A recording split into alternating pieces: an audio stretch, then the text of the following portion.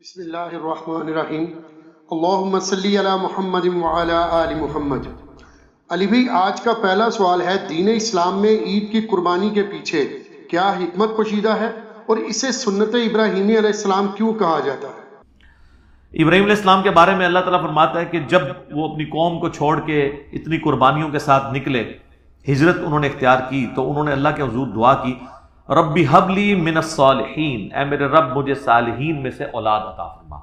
87 years age ہو چکی ہے ابراہیم علیہ السلام کی، بے اولاد ہے، 87 سال عمر، بیوی بھی بڑھیا ہو چکی ہے، 80 پلس ہے۔ اب وہ اللہ سے دعا کر رہے ہیں، اللہ مجھے اولاد دے۔ 87 سال کی عمر میں ان کو اولاد ملتی ہے، اور وہ بچہ جب 12 سال کا ہوتا ہے، چلنے پھرنے کے قابل ہوتا ہے ان کے ساتھ۔ ابراہیم علیہ السلام کے بڑھاپے کا سہارا 99 ایئرز ان کی ایج ہو چکی ہے، اس وقت اللہ تعالیٰ کی طرف سے ایک حکم آ جاتا ہے انتہائی آزمائش والا۔ تو اللہ تعالیٰ ہمارا فبشرناہ بغلام حلیم، ہم نے انہیں ایک حلم والے بچے کی بشارت دی، بڑا صابر بچہ تھا۔ فلما بلغ معہ السعی، جب وہ ان کے ساتھ چلنے پھرنے کے قابل ہوا، یعنی 12 سال کی اس کی عمر ہوئی۔ اب یہ بچہ کون سا ہے، اس میں اختلاف ہے۔ ایٹ لیسٹ مسلمانوں میں اہل سنت اور اہل تشیع تو اس پہ متفق ہیں آلموسٹ آج کی ڈیٹ میں، کہ یہ حضرت اسماعیل علیہ السلام ہے، جن کی نسل سے ہمارے محبوب صلی اللہ علیہ وآلہ وسلم پیدا ہوئے۔ لیکن اہل سنت میں ہی ایسے ائمہ ہیں جو یہ مانتے ہیں کہ اس سے مراد حضرت اسحاق ہے، اور یہودیوں کا بھی یہ موقف ہے۔ بلکہ المستدرک الحاکم میں آپ کو کئی ایک روایتیں بھی ایسی ملیں گی، اگرچہ ان کی سند صحیح نہیں ہے، لیکن اہل سنت کی کتابوں میں تو موجود ہے۔ اور اس سے بھی بڑھ کر امام طبری، ابن جریر طبری، جو اہل سنت کے پہلے مفسر ہیں، پہلے 300 سال کے مسلمانوں میں آتے ہیں، انہوں نے جو تفسیر ابن جریر، جسے طبری کی تفسیر کہا جاتا ہے، اس میں انہی آیات کے کانٹیکسٹ میں وہ تو وثوق کے ساتھ کہتے ہیں کہ ذبیح اللہ جو ہے حضرت اسحاق ہے۔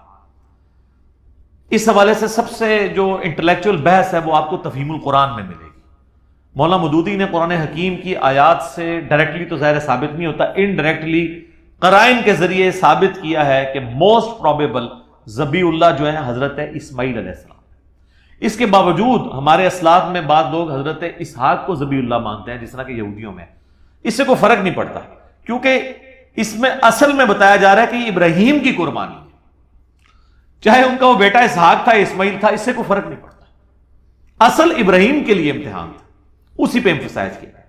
تو اللہ تو ہمارا جب چلنے پھرنے کے قابل ہوا، قال یا بنیا، تو ابراہیم علیہ السلام نے کہا، اے میرے بچے، انی ارا فی المنام، میں نے خواب میں دیکھا ہے۔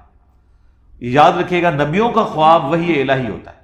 بخاری مسلم دونوں میں حدیث ہے کہ نبوت کا 46واں حصہ ہے خواب، انبیاء کے خواب میں شیطانوں کو دخل نہیں ہے۔ انی اذبحک فانظر ماذا تری، میں یہ دیکھ رہا ہوں کہ میں تمہیں خواب میں نے دیکھا کہ میں تمہیں ذبح کر رہا ہوں، تو بتاؤ تمہاری کیا رائے ہے۔ اب ظاہر ہے وہ بھی نبی کا بچہ تھا، اسے پتا تھا کہ جب نبی کو خواب دکھایا گیا تو اللہ تعالیٰ پریکٹیکلی یہ قربانی چاہ رہا ہے۔ ظاہر ہے کہ اب وہ اس ماں کی اولاد ہے کہ جس کو بیابان میں سورہ ابراہیم میں آتا ہے کہ حضرت ابراہیم علیہ السلام ایک بالکل بیابان جگہ میں مکے کے اندر چھوڑ کے چلے گئے اللہ تعالیٰ کے توکل کے اوپر۔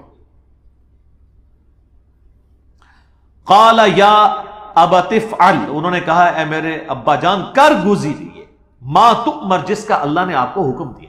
ستجدنی انشاءاللہ من الصابرین، انشاءاللہ آپ مجھے صابروں میں پائیں گے۔ آپ کو جو آپ کے رب کا حکم ہے وہ کر گزرے۔ اللہ اکبر۔ فلما اسلما وتلہ للجبین، جب ان دونوں نے سر تسلیم خم کیا۔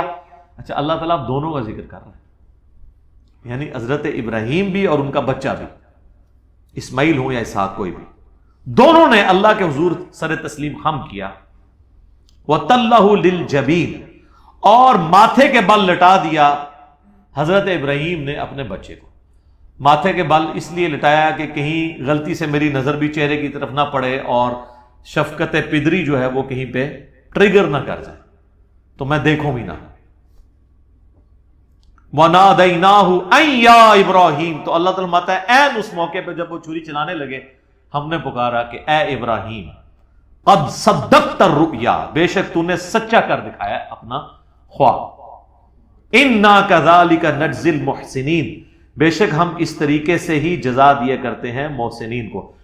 یعنی حضرت ابراہیم نے تو اپنے بچے کی لائف اور اپنی وہ محبت سٹیک پہ لگا دی تھی، بس وہ آخری لمحہ تھا نا، ادھر تک اللہ تعالیٰ لے آیا ایج کے اوپر جا کے. ان ھذا لہو البلاء المبین، اللہ تعالیٰ فرما رہا ہے یہ بہت ہی بڑی آزمائش تھی جو ہم نے ابراہیم پہ ڈالی. یار جس کو اللہ کہہ رہا ہے کہ یہ بہت بڑی آزمائش تھی، وہ آزمائش کتنی بڑی ہے، اور اس میں حضرت ابراہیم کی کتنی تعریف بیان ہوئی. اللہ اکبر.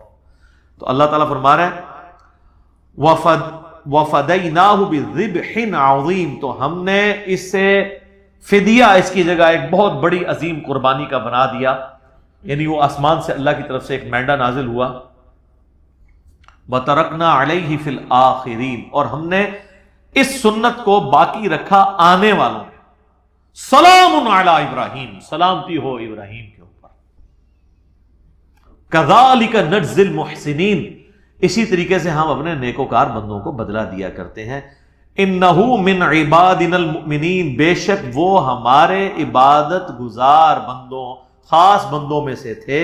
وبشرناہ باسحاق نبیا من الصالحین، اور ہم نے بشارت دی پھر انہیں اسحاق کی جو صالحین نبیوں میں سے تھا.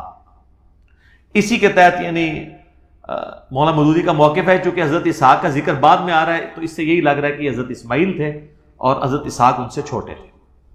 تو قرآن میں یعنی جو تورات میں حضرت اسحاق کو ذبیح اللہ کہا گیا ہے، لیکن چونکہ وہ ٹیمپرڈ فارم میں ہے، مہیمن اس پہ نگہبان تو یہ والی کتاب ہے، تو اس میں جو اشارہ ہے وہ حضرت اسماعیل کی طرف ہی ملتا ہے. تو اللہ تعالیٰ فرما رہا ہے کہ یہ جو ہم نے اس قربانی والی سنت کو آنے والوں میں باقی رکھا، حج کی شکل میں بھی باقی رکھا اور عید قربان کی شکل میں بھی باقی رکھا. اور سورۃ الحج میں اللہ تعالیٰ نے حج کی قربانی کا ذکر کیا ہے، اور اس قربانی کو شاعر اللہ اللہ تعالیٰ نے ڈکلیئر کیا ہے. اور یہ والی جو ہم جس قربانی عام جو عید قربان کا ذکر کر رہے ہیں، یہ بھی اس پہ تو پوری صورت ہے. انا اعطیناک الکوثر فصل لربک وانحر، اپنے رب کا نام لے کر قربانی کرو اور نحر کرو. تو یہ حضرت ابراہیم علیہ السلام کی یادیں ہیں جی، جو اس امت میں باقی ہیں سنت ابراہیمی کی شکل میں. لیکن اس میں اللہ تعالیٰ نے ایک بات کلیئر کٹ فرما دی. سورۃ الحج میں قربانی کا ذکر آیا تو اللہ تعالیٰ نے فرمایا کہ اللہ تعالیٰ کو نہ تو تمہاری ان قربانیوں کا خون پہنچتا ہے، نہ ہی ان قربانیوں کا گوشت پہنچتا ہے، بلکہ اللہ تمہارے دلوں کے تقوی کو چیک کرتا ہے. اسی کو سپورٹو وہ صحیح مسلم کی حدیث ہے کہ اللہ تعالیٰ تمہاری شکلوں اور مال کو نہیں دیکھتا، دلوں اور اعمال کو دیکھتا ہے، کہ کس نے اللہ تعالیٰ کے لیے کمٹمنٹ شو کی ہے، اس کا اخلاص اللہ کے لیے